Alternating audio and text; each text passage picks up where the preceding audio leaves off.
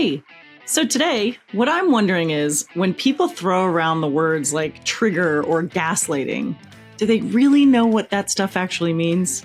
I mean, every bad partner out there can't possibly be a narcissist, right? Let's get to it. So there is one thing, and it might be the thing that hugely annoys me about the internet, and that's the oversimplification of psychological terms. I'm not here to vilify social media, and I'm not even here to police this action, because I actually largely feel like the access that social media provides to people that might not otherwise have it is, I don't know, maybe better and probably outweighs any of the downfalls.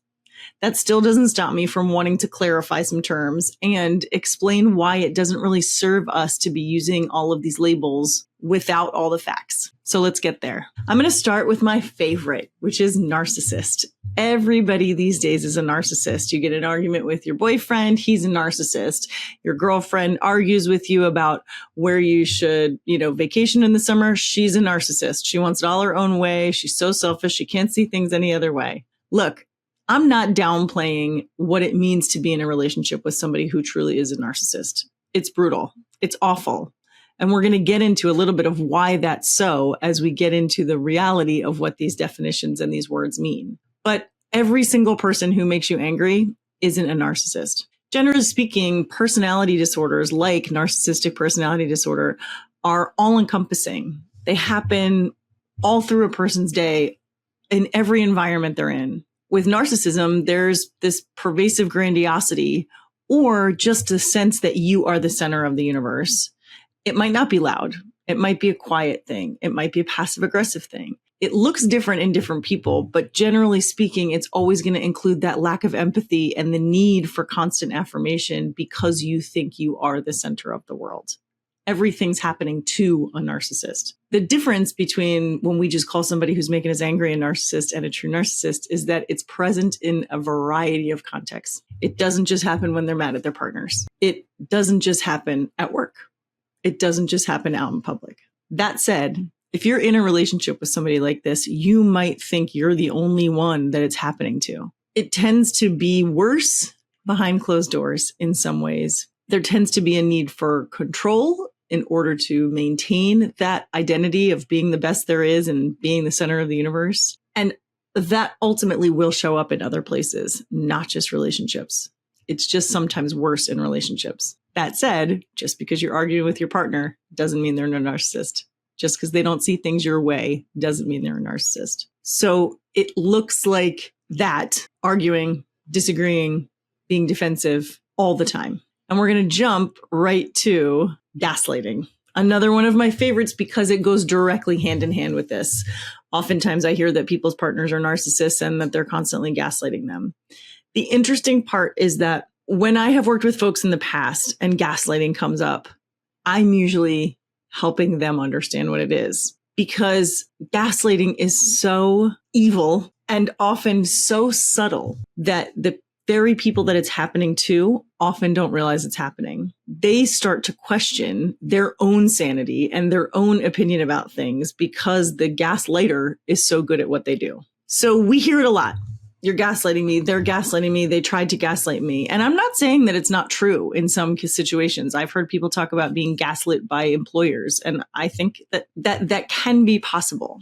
But it isn't just lying, and it isn't just disagreeing. And it also isn't arguing from a place of defensiveness. Oftentimes, couples specifically will get into an argument and will be unable to hear each other's point of view because they're coming from a place of defensiveness. They're coming from a place where they aren't actually hearing the other person because they're busy in their own heads trying to justify their own behavior, or being so shocked that this person is saying these things about them that they're trying to figure out how that could be happening at the same time. So what might look like they're trying to convince you otherwise is really just that. They're trying to convince you otherwise because they don't believe what you're saying. Whereas true gaslighting has a coercive and manipulative quality, the intention of which is to make you question your own self. So I'm never doing that to anybody. I might disagree with my partner. I might even defensively disagree with my partner. I might tell him he's wrong for thinking what he thinks. but my intention is never to try to make him question his own beliefs and think my way and only my way. When someone is gaslighting you, they are manipulating you. They are trying to convince you that you're wrong or either you're wrong or the person never said what you said they said anyway. Whatever you're accusing them of, even if you're not accusing them of anything, they are going to try to convince you that you're wrong to even think it. Maybe that you're wrong that it even happened. That's gaslighting. It can include lying, but it also includes scapegoating or coercion. So making you think it's your fault, making you think it never would have happened if you hadn't done this thing. I would have never yelled at you. I would have never pushed you. I would have never, kicked you out of the house if you hadn't done XYZ first. And then the coercion of, oh, you shouldn't feel that way. You know me. You know I would never mean that. You know I would never want to do that. That's gaslighting. Arguing with you and not agreeing, that's not gaslighting. That's defensiveness and maybe could also stand to have some therapy, but it's not as insidious as gaslighting is. It isn't justifying yourself or it isn't arguing from a defensive position. It's flat out manipulation. It's choosing the language to make someone confused about their own beliefs, about what they've seen and heard, and begin to think they're wrong because they are disagreeing with you. It's chronic. It's often brazenly obvious. And the intent is always to get the other person to question their own sanity. So it's serious. And if we keep using these words, narcissist and gaslighting, if we keep using them to describe every time we disagree with someone or describe every time someone's being a jerk, if we just keep using them and they get watered down, then when they're serious, when they're really happening, when they are, present in a person's life, my fear is that they're not going to want to say it. It's possible they already don't notice it because again, when it's really happening, it's hard to recognize because you don't believe that it could possibly be happening. You don't believe this person that you care about could be treating you that way. And so it's really hard to pick out. If we keep watering this stuff down, it's going to be even harder for people to notice when it's happening. If you think every time somebody lies to you, well, then you're going to accept it more or you're going to believe it more and say, well, I guess I am, the crazy one here because they're telling me I'm the crazy one here and everybody else is talking about this thing and they're saying they're not doing it. So it harms all of us when we use this language and use these terms in ways that are a little more casual than they really are in real life. Not every jerk is a narcissist and not every liar is gaslighting you. I want you to be on the lookout for it, but I also want you to treat it with the sort of severity that it deserves. I was going to talk about attachment styles and attachment disorders, but I sort of feel like that should be a whole episode. So I'll just leave it at this. Your attachment style is something that you might know. It's not set in stone and it's not something that can never be changed. And your attachment, any kind of attachment disorder oftentimes falls into that personality disorder piece. And all of these things can be turned around, not certain personality disorders. A lot of those just have to be managed, but attachment disorders, attachment styles, things like that, they are often behaviorally based as adults and awareness goes a really long way in understanding yours and how they can be done. They are not the answer to everything. They are not the way to attract a mate. They are not all the other things that the internet would like you to believe so that they can sell you a product or a coaching session or whatever, a quiz. They are real. Attachment is a real, topic and has some bit of the pie to make up who we are, but it is not sort of the be all and end all of everything and every relationship you're ever going to be in. So it's not a terminal sentence and you are not doomed with a poor attachment history. So just be aware of what it is and understand what it might look like in a relationship and how you can help yourself and one another heal from things. PTSD. Now, this is a bit of a special bone and, thorn in my side because this is a lot of what I deal with as a trauma therapist. And so I get a little angry and I get a little defensive for my people when people just throw PTSD around. Oh, I have PTSD from that, from that game we lost or something, or I have PTSD from that time that a test was really hard or, something. So according to the DSM, PTSD has to include exposure to actual or threatened death, either directly or by experiencing the trauma yourself or learning about the trauma that happened to a loved one or someone close to you, and or repeated exposure to adverse events. So repeated chronic trauma, your childhood adverse experiences, those kind of things. And that definition has broadened over the years. It used to just be, you had to see someone die. Whether that was at war or in a car accident or a fire or something like that. We've broadened the definition to include other types of trauma.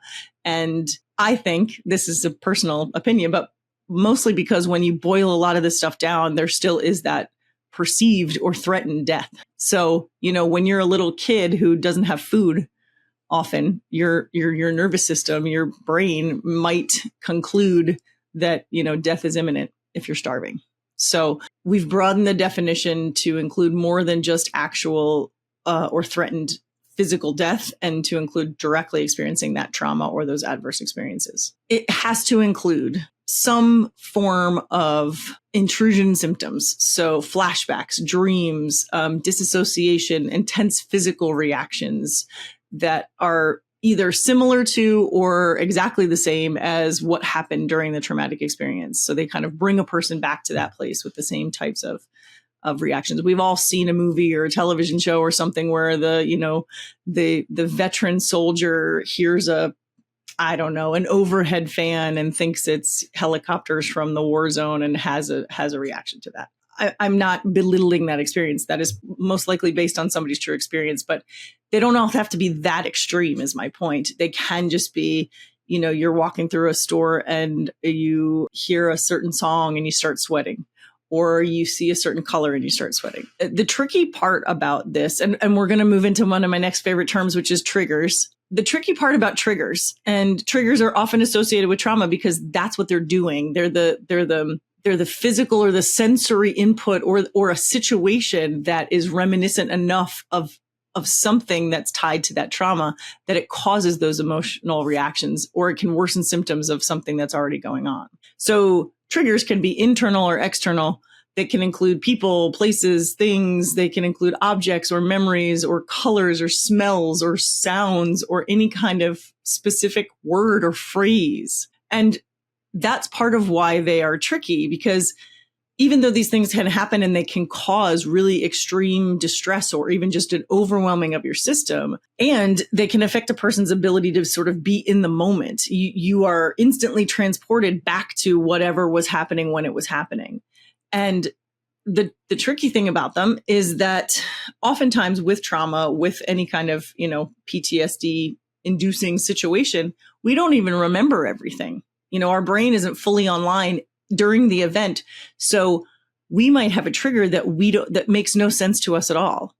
I described the soldier and the overhead fan, and that the whirring of the overhead fan might sound like the whirring of helicopter blades. Obviously not nearly the same, but enough that our nervous system thinks it's something and keys it in. You might have had, some sort of physical or sexual abuse in the past, and have focused on something during the actual event that you don't even remember doing, because that's a coping skill of our system. Our system can shut all the way down except, one sense that we have, and that's what we remember, the smell or a sight of something, or even just a color of something that we happened to be staring at through the incident. And we don't remember that. We don't remember the details of the event until sometimes they become triggers. So again, when someone says, and we use the word a lot. So we talk about trigger warnings, and we talk about, and I almost just did it there because I was going to reference sexual assault, and I wanted to give the person listening a trigger warning because I wanted to be able to say to you, if you're listening to this, hey, I might say something in the next few minutes that's going to trigger you. I trust that anyone who's choosing to listen to this podcast knows themselves enough to know their triggers and understand that, like, many of my episodes could be triggering because I talk about trauma and I talk about things that people may have gone through in the past. I try not to be specific for that very reason, but I also know, this is a thing that can happen and you don't even realize it.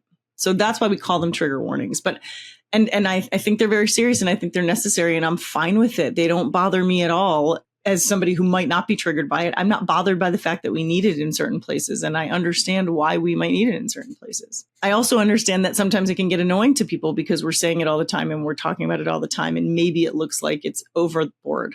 But in this case, it's one of the few overused psychological terms that I'm okay with it being overused, because I think anytime you can provide somebody the information they need to not have an adverse reaction to something, to give them that choice, then it's better. That said, what I get a little defensive of for my people is when people talk about being triggered by, something that annoys them. Triggering isn't being annoyed. Triggering isn't, you bug me when we fight and that's triggering to me.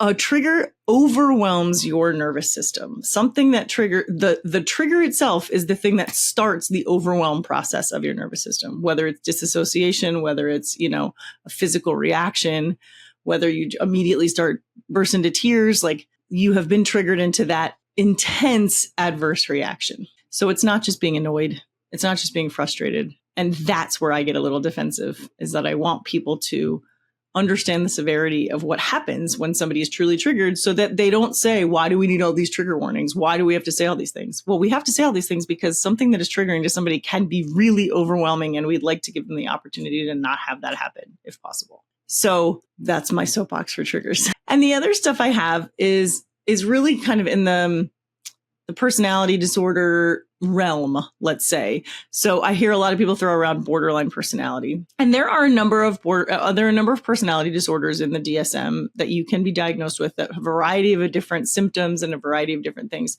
The common sort of thread is that they often include how you see yourself and how you see yourself sort of in the world. And it is not just like, I have some bad self-esteem. It's like an intense and intrusive way of thinking, meaning it really gets in the way of life. And often when we're taught to diagnose as psychologists, we're taught that there are symptoms. And if you don't have a certain number of symptoms and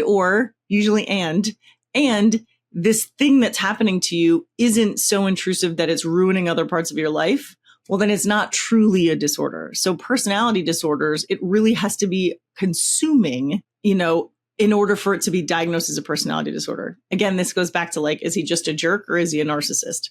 Is this a pervasive thing that is getting in the way of all the relationships that they have in their life, or all of the areas of their life? Or is this just a quirk that they have that's annoying sometimes? With borderline personality, borderline personality disorder, it will affect the way you see yourself.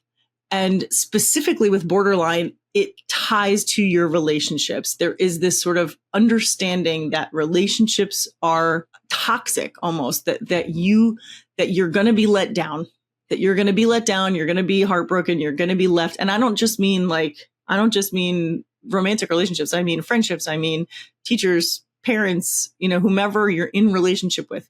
Relationships are very difficult for borderline personality disorder, for people with borderline personality disorder. So there can be an almost obsessive need to protect yourself from the inevitable heartbreak or letdown of someone leaving you or abandoning you. And that can become a little bit of a self-fulfilling cycle, because all these behaviors the person exhibits in order to keep themselves, quote unquote, safe from abandonment and heartbreak makes it hard to be in relationship with them. So if I am trying to protect myself from you, I'm going to treat you like crap. It's almost like I'm going to leave you before you leave me, because I'm so sure I'm going to be disappointed by you that I just kind of start acting as if I'm already disappointed by you. It's a tough one. It is one that can be treated. Often, you'll read out there that it can't be cured, but it can be treated. The person has to really, much like narcissistic personality disorder, the person has to have some sort of moment of realization where they want to change it. They want to make it different. They want to get better. But borderline is particularly tricky because even if they recognize they want something to change, they have a hard time trusting the relationship within which that's going to change. So it's a tough one, but it isn't one that should be thrown around lightly like it is sometimes out there. I am not an expert in this next one, but I do want to differentiate between the two things because I hear it a lot. Obsessive-compulsive disorder is not wanting to be neat.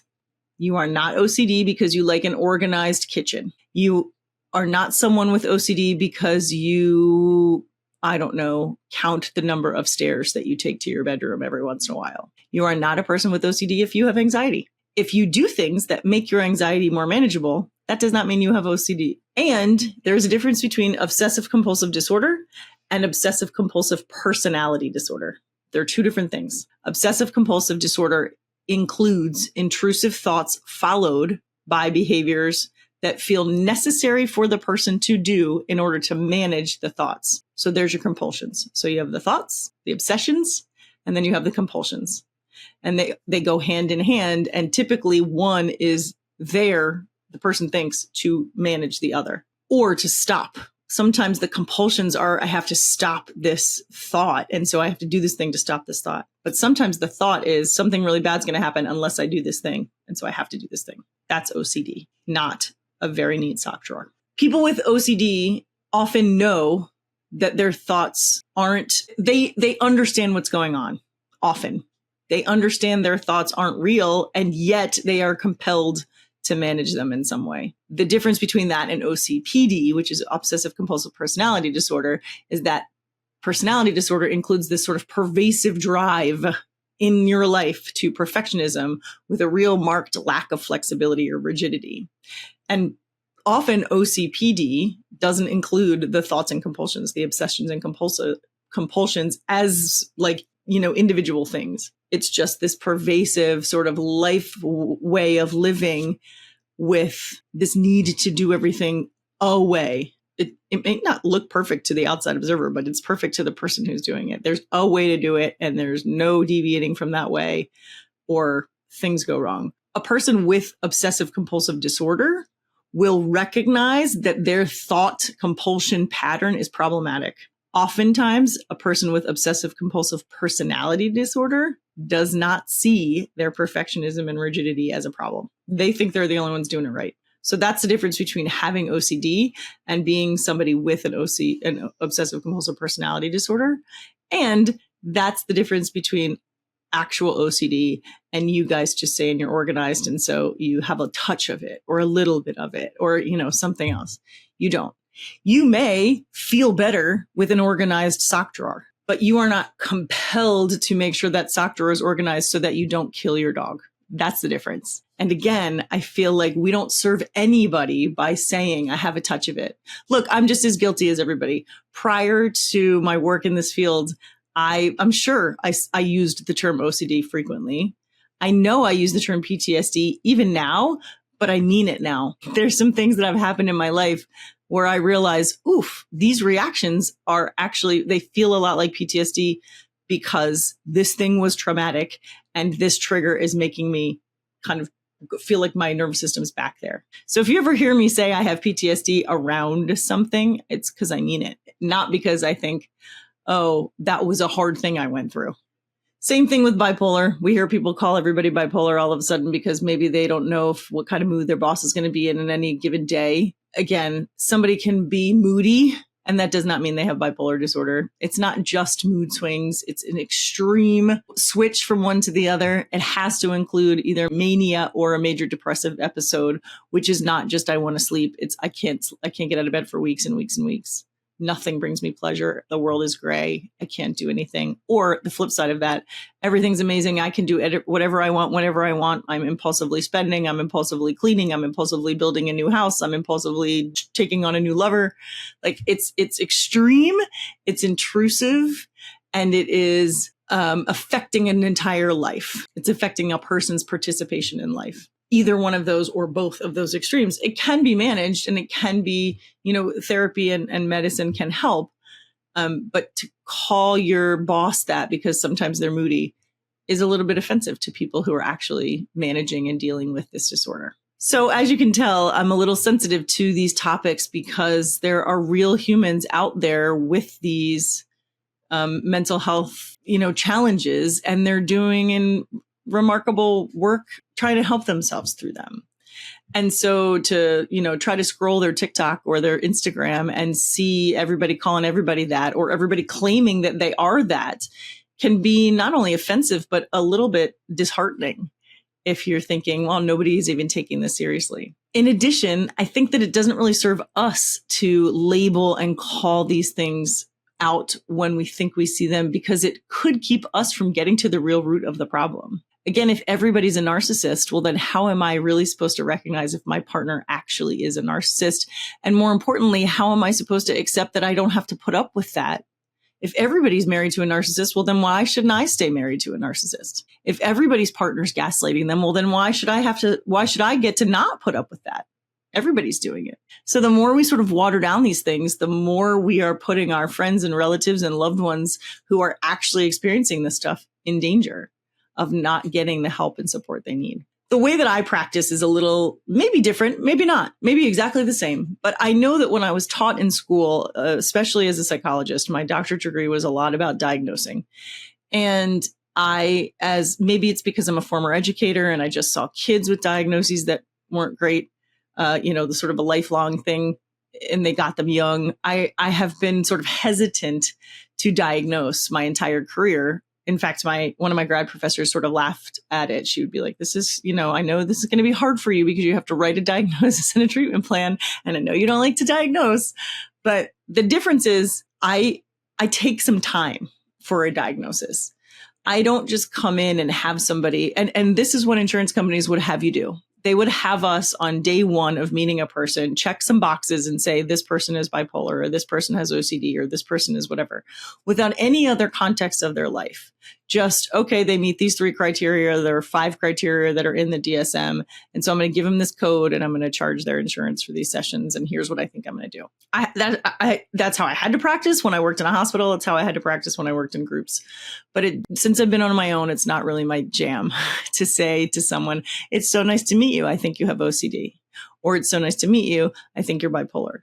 Now, oftentimes people come into my office with diagnoses already, and that's great. We're there to manage those diagnoses and see if there's anything else underneath them. But as somebody with a trauma background, my whole goal is to get curious about the history of a person and the present presentation of a person. You may come in and say to me, my life is overwhelmed by these intrusive thoughts that I have.